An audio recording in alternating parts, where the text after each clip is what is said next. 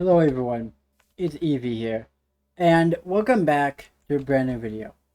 Today's video, we're going to be talking about, why parents should support the trans kids, or child, or whatever.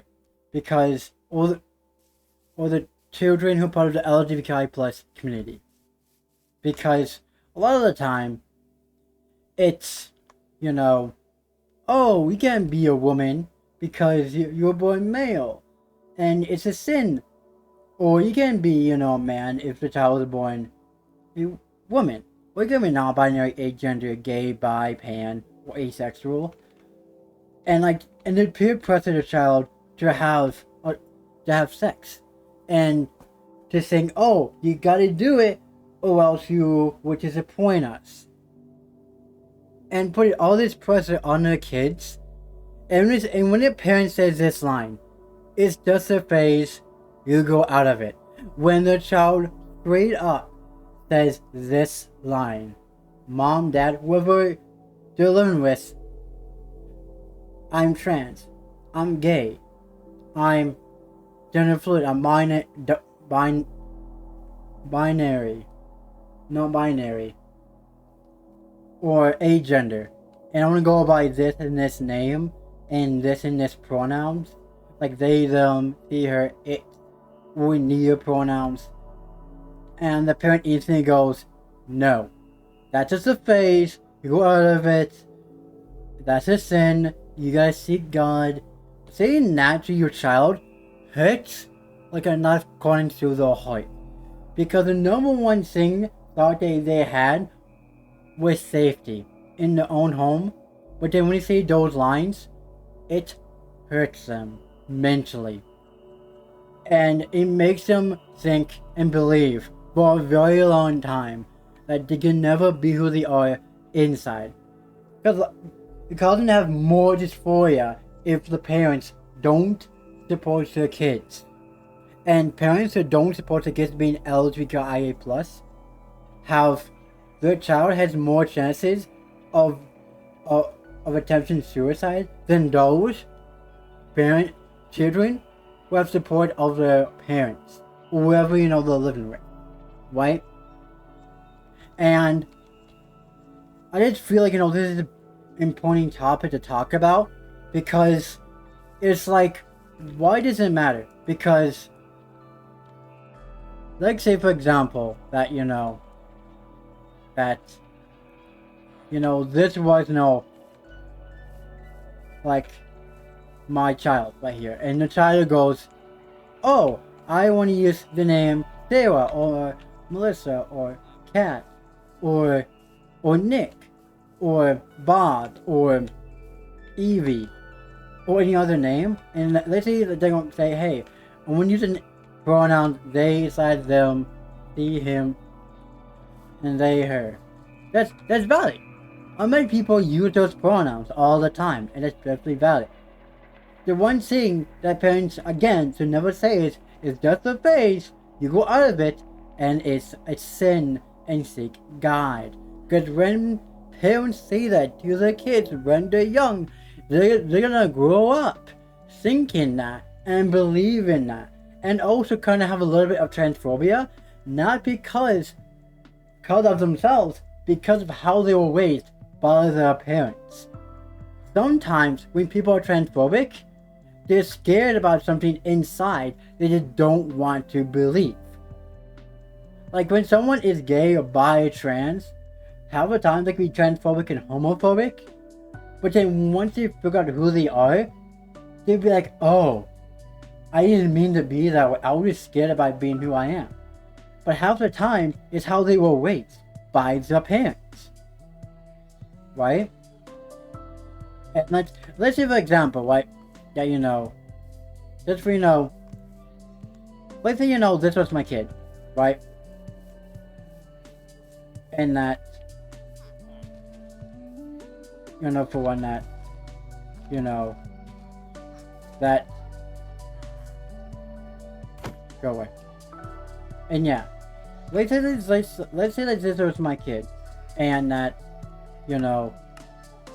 and my child comes out as LGBTQIA+, and my first word is, no, that's just a phase. Seek God, seek help. You're mentally ill. You know what it tells me? That one, that they don't have the support of me and whoever, and will be scared for a very long time. I don't have, any, I never dealt with this, but I've talked to those that have dealt with this issue, with their parents don't support them being who they are, and they end up suffering a lot mentally. And if a parent makes a child suffer mentally because of their religion or because of their beliefs, that tells me, and not me, but the child, that when he come out and say, hey, I'm trans or bigender or agender, gender fluid, gay, bi, or pansexual, and the parent goes, no, you're just confused. You need to seek help. You need to seek God. That hurts.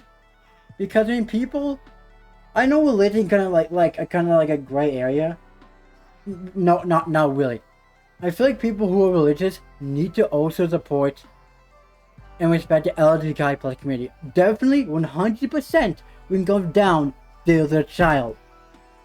Because it doesn't matter what religion you believe in. Right? If your child is part of the LGBTQIA plus community and comes out, you should try your best to understand your child and how they feel. And try your best to use the correct pronouns and name. And be like, you know what? Even though, I'm Christian or, or whatever religion, you shouldn't just stop religion. Use religion as an excuse to stop your child from living a happy, healthy life. It makes zero sense. Because at the end of the day, your child is your child. Either you want a child that lives and prospects and prospers through life and has a successful long life, or a child that will suffer mentally for a very, very long time to the point of where they're gonna attempt suicide every chance they get. Because people for the LGBTQIA plus community who don't have the support of their parents or grandparents, whoever they're living with, have a higher chance, has a higher attempt of suicide than those that actually do have the support of their parents or whoever they're living with. Or even their significant partner and friend. Because you shouldn't disown or kick out your children just because of your religion or your belief. Because that tells your child that there's no one else to go to, no one else to talk to. And that makes him feel that will make a child feel depressed, alone, sad, and feel like there's nowhere else to go but out. aka killing themselves. And I feel like this is a topic that, needs to be talked about more by a lot more trans creators, not even trans creators, by anyone, because it's a serious topic for a reason. Because when it comes down to children, we're talking about kids here, teenagers here, even adults as well. But when you're saying stuff like it's just a phase to your kid who's young into like, let's say single digit years or double digit years, aka teenage years, and say that, oh, it's just a phase to go out of it, and make them think they can never be who they want to be inside, that'll cause them depression, anxiety, and more dysphoria.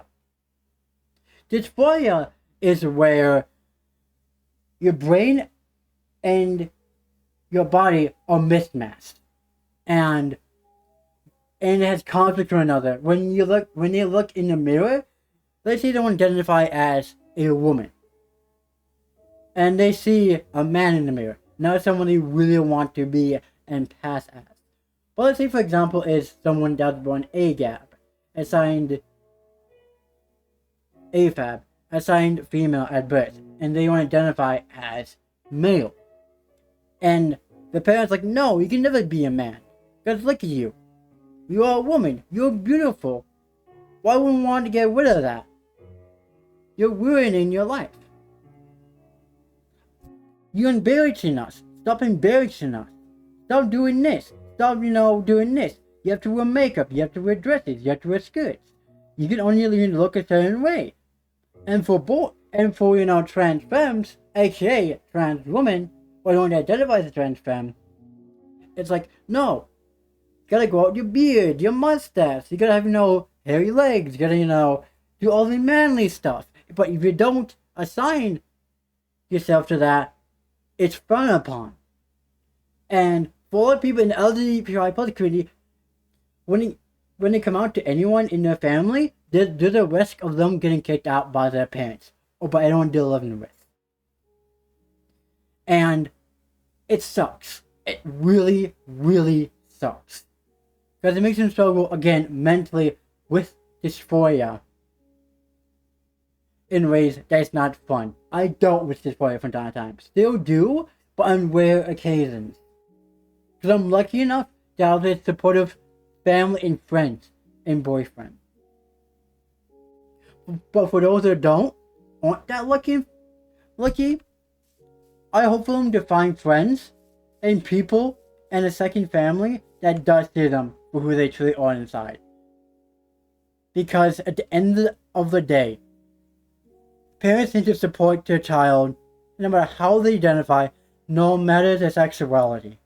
Because if they only see the child as another version, as a copy of them, and get all upset and angry and pissed off and disappointed and never talk to the child again because of how they identify and what name and pronouns they want to use and what sexuality they are and who they love and kicked out for that tells more about how the parents are than the child is or the person is. Because at the end of the day, it's a child. It's the parent's child that needs support. Like, come on.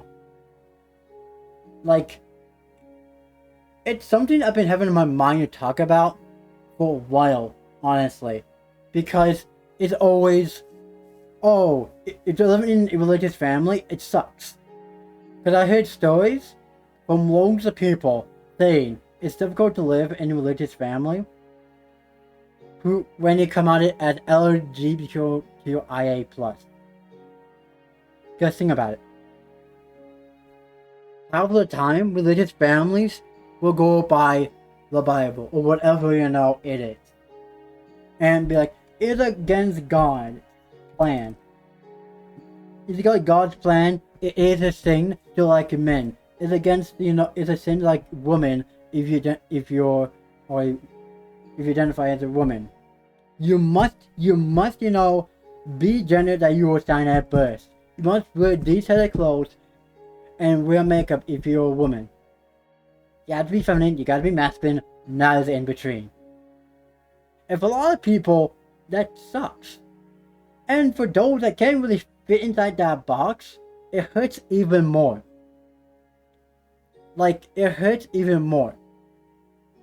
Because if they want to identify as a woman, or a man, or non-binary, or agender, or gender fluid, or bigender, gender, or anything underneath the trans umbrella, or with any other sexuality like pansexual, gay, bi, or any other sexuality, and the parent says, no, you're sick in the head, you're mentally ill, you need to seek help, we're gonna,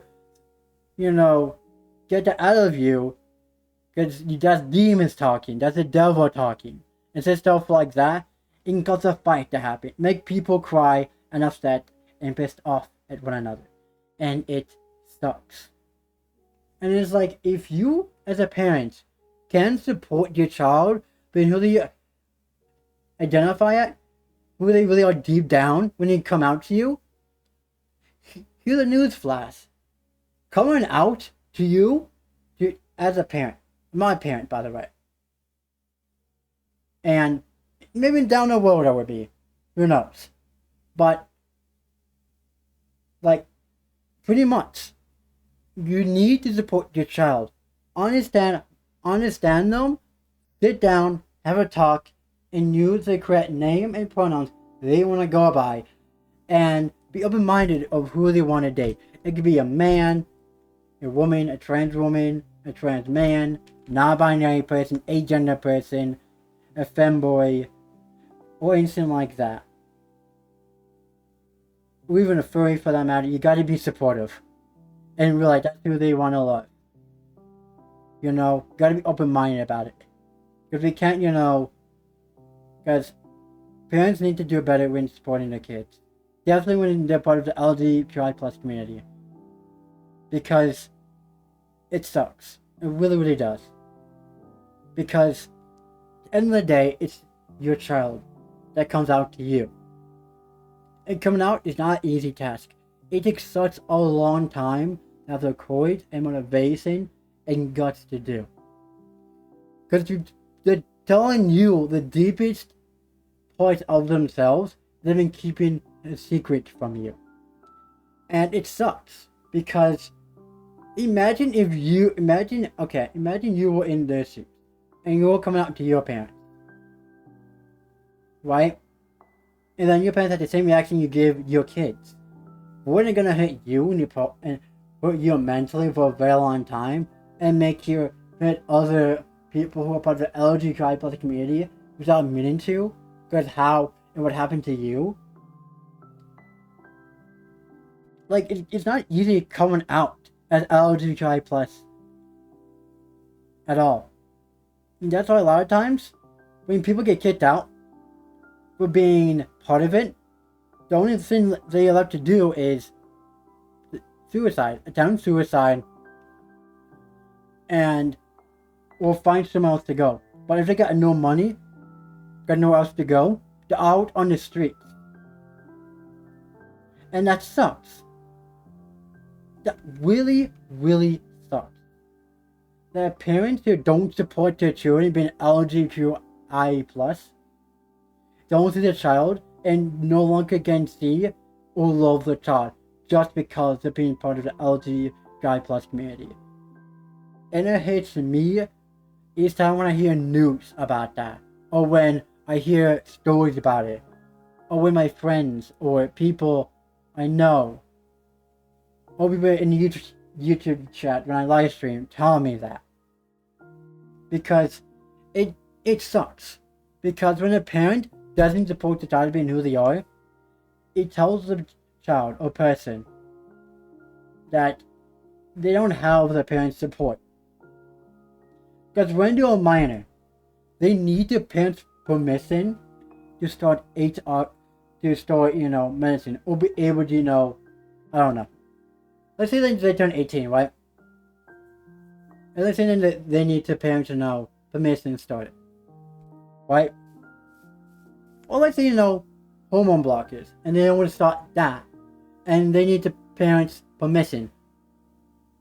How are they supposed to start hormone blockers if they want to identify as a male, as a man, or woman, or non-binary, or agender, or gender fluid, if they can't start hormone blockers,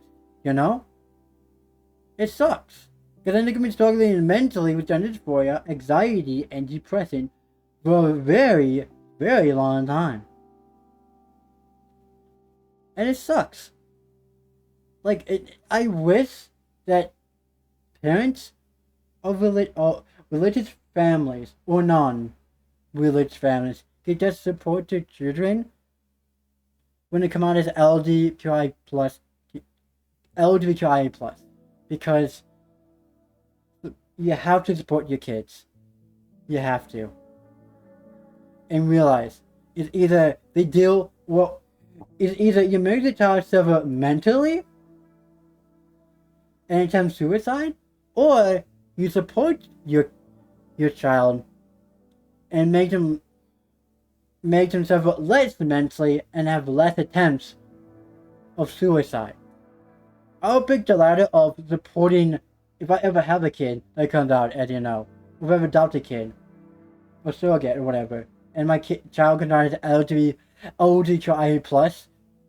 I would rather support my kid being LGBTQIA plus, so that there's a less chance of them attempting suicide, and so that the mental health doesn't worsen, than making them feel like they have no support, and making them feel like the only way out is by suicide, and making them have worse mental health, mental issues down the road.